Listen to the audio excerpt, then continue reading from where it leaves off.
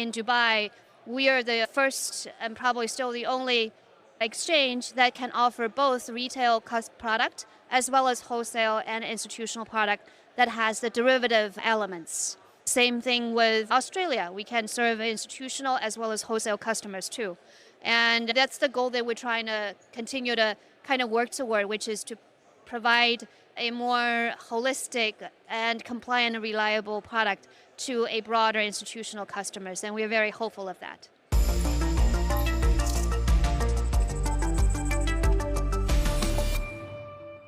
Let's get back to it. We're going to record a special edition of Markets Daily now, live from Consensus Hong Kong. Our next guest is the president of OKX, Hong Fang. Hello. Well, listen, Andy and I were just talking about being together in New York. The three of us were together in Dubai. And so let's bring the conversation to Hong Kong now. Talk to us about why it's so special for you and OKX to be here at Consensus Hong Kong today. Grab a microphone, Hong. Yeah. Thank you for reminding me.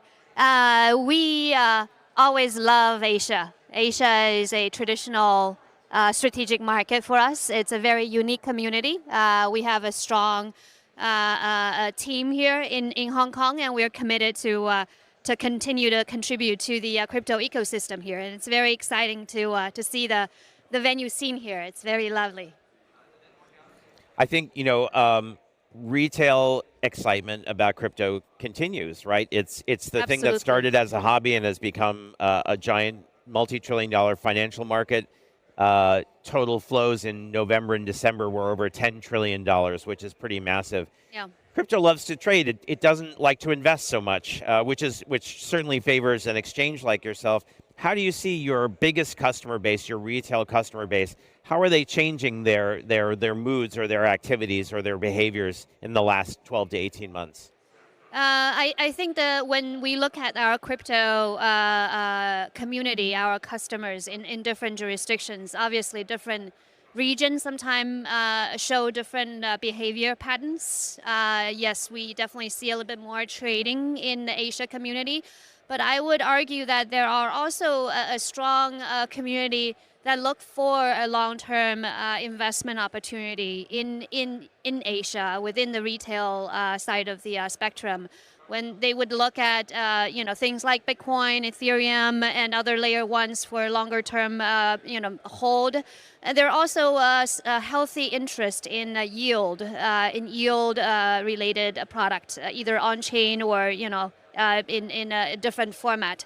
So I think that is actually always happening in the background, probably not as prominent as the trading side of the industry, but that's always a theme that's happening. It's really encouraging to hear, because these people who are trading in their 20s, 10 years later, they'll be in their 30s. They might have little ones at home, and they have to kind of change their behaviors a little bit, right? Yeah. So maybe they adopt a longer glide path, right? A longer investment horizon. Absolutely. And then I think the other thing that we have noticed, particularly in the last 12 months with our product offering, is that alongside centralized exchange product offering that we do offer to our communities in particularly regulated environments, there are also increasing interest in Web3 wallet offering that we have. We have a very strong self-custody wallet that has a whole list of things that is acceptable to our customers in one app.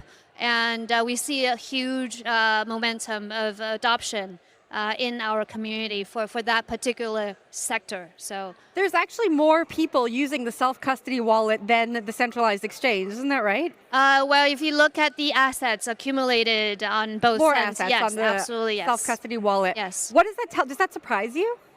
It does. We were not expecting that explicitly, I would say, 12 months earlier, but I think what we have been doing internally is really to continue to invest in product, invest in our infrastructure, either on CeFi side or DeFi side, and we really let the market take us.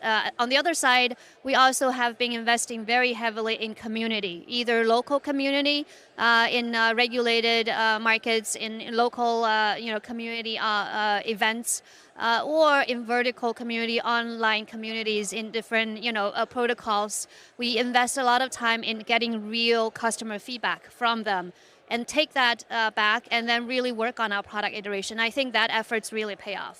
You know, when we talk about community, we don't often hear exchanges talking about community. We hear the Web3 gaming projects talking about community. We think about Telegram and Discord, and I think the community you're talking about maybe touches a broader audience and you reach them in a little bit of a different way. When you talk about community, what does that mean and how do you reach them? How do you foster this OKX community across markets?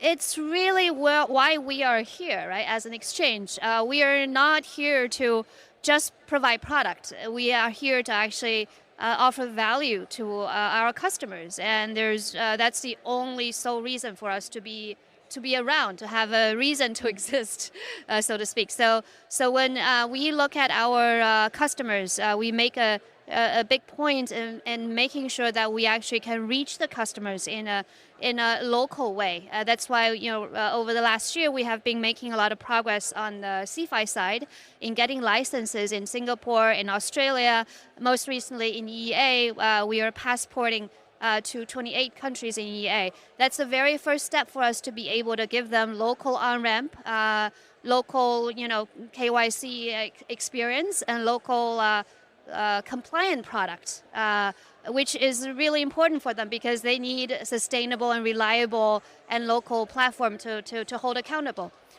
When it comes to Web3 wallet, right now there's a lot of crypto native community who are looking at different chains, different access to assets that are not immediately available on CFI.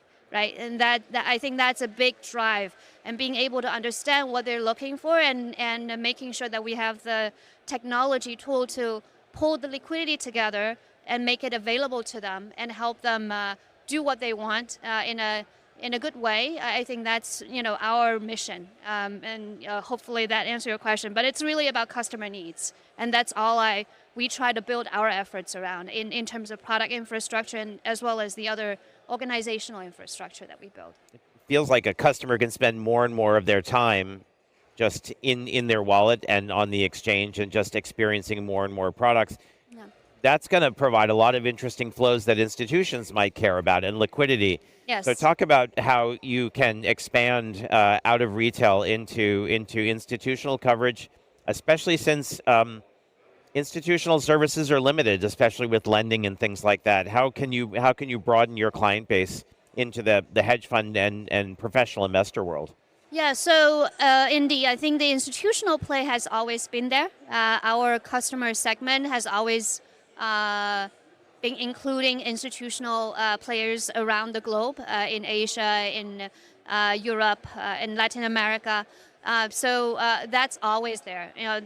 I think we have been taking pride in our institutional grade products that we have been able to offer to them in terms of both product innovation as well as liquidity, global liquidity that we offer to them. One important thing that we will continue to invest in over the next 12 to 24 months is based on our current CFI infrastructure, where we have licenses in Dubai, we have licenses in Australia, we have now access to 28 EEA countries. I think there are a lot of institutional players in those jurisdictions who are not only looking for the traditional offshore product for them to access to, but also regulated, compliant crypto products that we can offer. And I think that we have a particular competitive advantage at this point in being able to serve those customers. In Dubai, we are the first and probably still the only exchange that can offer both retail product as well as wholesale and institutional product that has the derivative elements. Same thing with Australia. We can serve institutional as well as wholesale customers too. And that's the goal that we're trying to continue to kind of work toward, which is to provide a more holistic and compliant and reliable product to a broader institutional customers. And we're very hopeful of that. You mentioned derivatives. Are perps going to just take over the world? They're this fun but also really efficient, really powerful kind of construction that folks use. And then, of course, your options listing too. How do you keep people educated? How do you keep people using those products in a healthy ways, since they certainly have the capacity to do so? Absolutely. I think for our regulated platforms, it's a very important thing that we do is to have a proper process in place to verify who the customers are and make sure that they are those who can access those products in a compliant way. And in markets where there's no license requirements, we try to work with our partners to provide proper education for them and help them do their own due diligence and protect them. From our perspective, we want our customers to be responsible in trading, to protect themselves, because we want them to be able to have a long-term benefit from what they do with us. We're not here for short-term. We're not here for short-term profit. We're not trading against them to get money from them. We don't want them to blow up, in a crazy moment. So I think that's an ongoing efforts that we have to continue to invest in to help our customers trade responsibly. That's one key message that I think we try to convey, both within our own platform as well as when we partner with our local partners. We try to work through them to delay that message, to deliver that message. A common theme in this conversation is OKX's global expansion. Can you tell us about where you're looking at next? We have quite a few markets that we continue to work on. Obviously, we have been working on U.S. market for a while, hopefully to be able to complete the rebrand in that market into OKX this year. Obviously, EEA, we just got the passporting, but that's just the starting point of extremely long journey of hard work. As you know, Europe is very complicated. It's now one regulatory regime, but it has 28 countries. So there are definitely a lot of subtleties and localization we have to do. And obviously we have launched in quite a few markets last year. Then the coming focus is really to continue to iterate product in those local markets. We recently added local currency in our Singapore market for our Singaporean customers. Same thing for Australia, same thing for Dubai.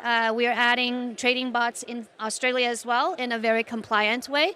So we continue to add those more sophisticated products.